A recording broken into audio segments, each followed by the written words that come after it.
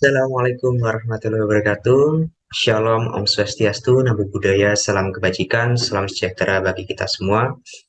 Kami dari kelompok 6 mata kuliah pengawasan produk dengan dosen pengampu Miss Tasya Reviani Miki SEMSM akan mempresentasikan berkaitan dengan inspeksi atau pengawasan pada produk Catalysin Candle yang dilakukan oleh Tetra Inspection sebagaimana yang tercantum pada inspection reportnya.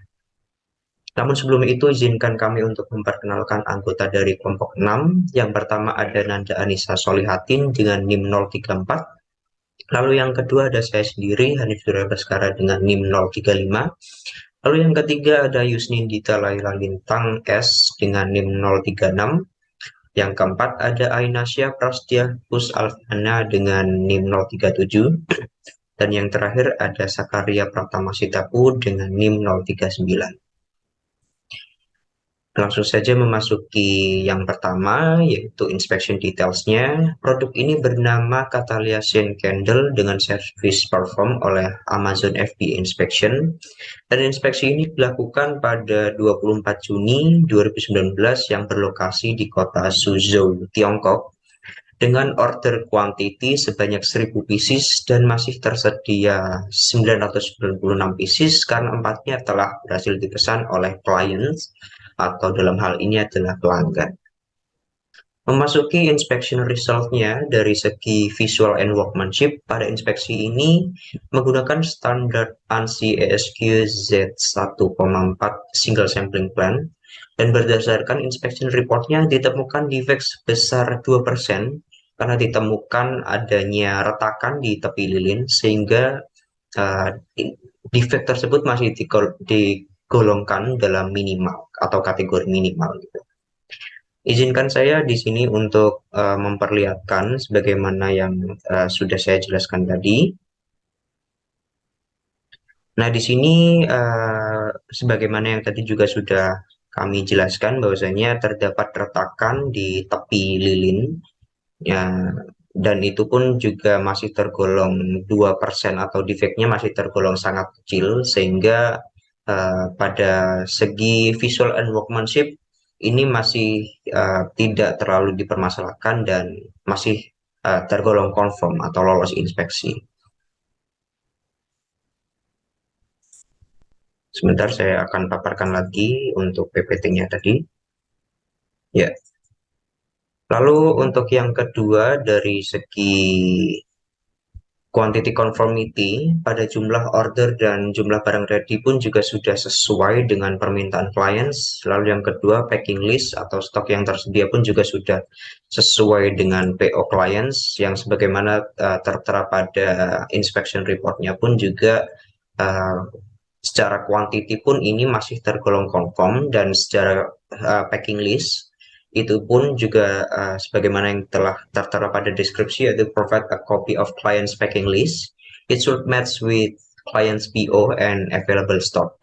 Sebentar saya akan paparkan lagi untuk gambarnya.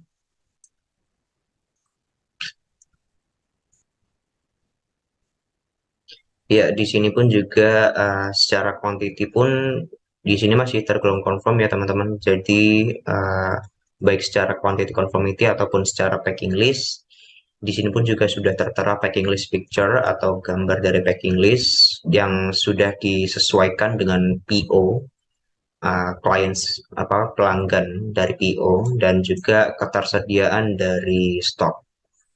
Untuk materi selanjutnya akan dipaparkan oleh rekan saya. Terima kasih.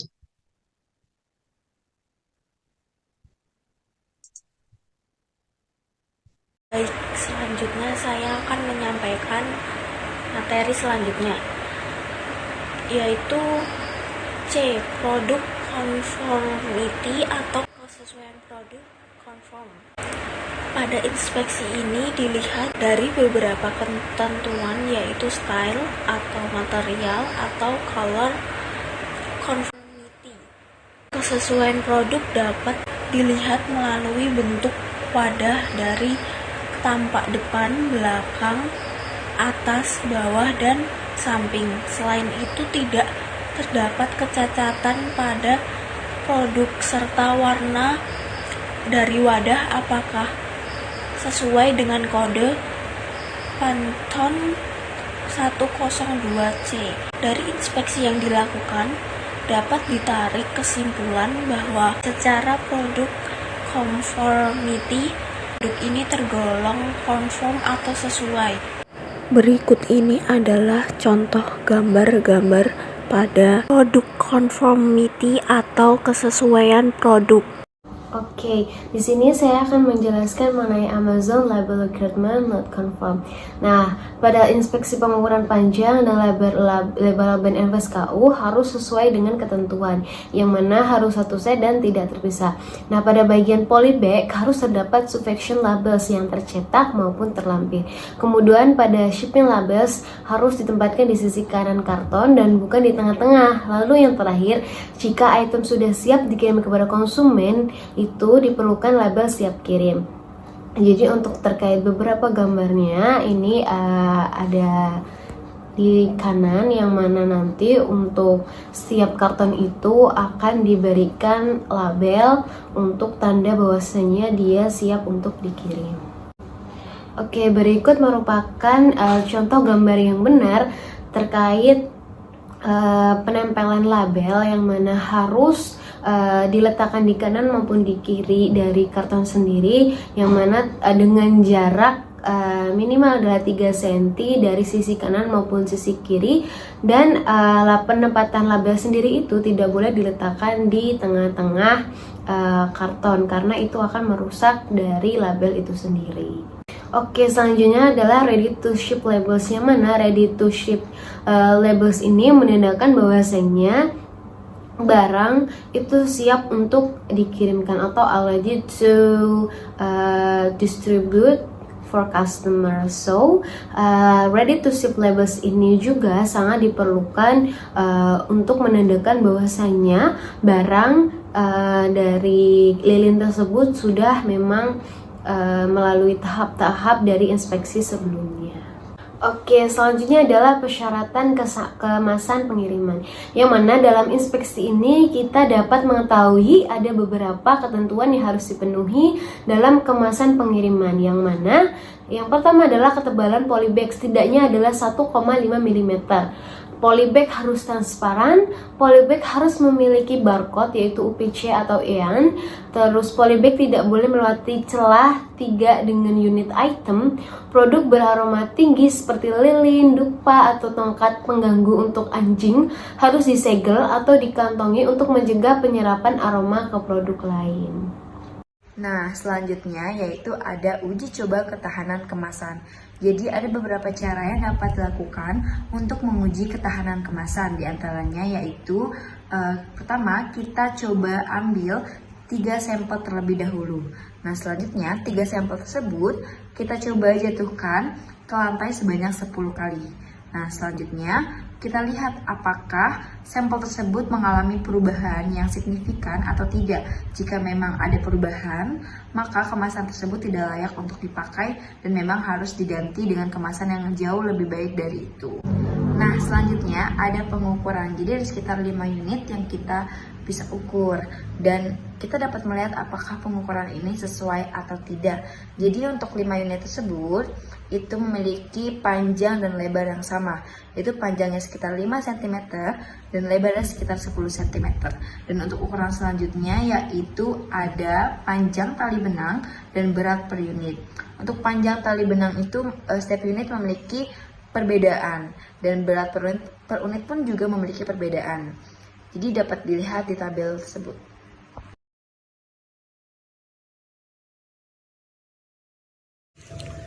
Di bagian H ada berat dan dimensi karton. Yang H1 packing per unit. Kita bisa lihat di kolom itu ada karton, berat yang diharapkan, berat asli, dimensi yang diharapkan, dan dimensi asli. Pada karton yang kurang 14, berat yang diharapkan itu 845 gram, berat aslinya 840,5 gram, dimensi yang diharapkan 11,5 kali 11,5 kali 8 cm, dimensi aslinya 11 kali 10,5 kali 8 cm.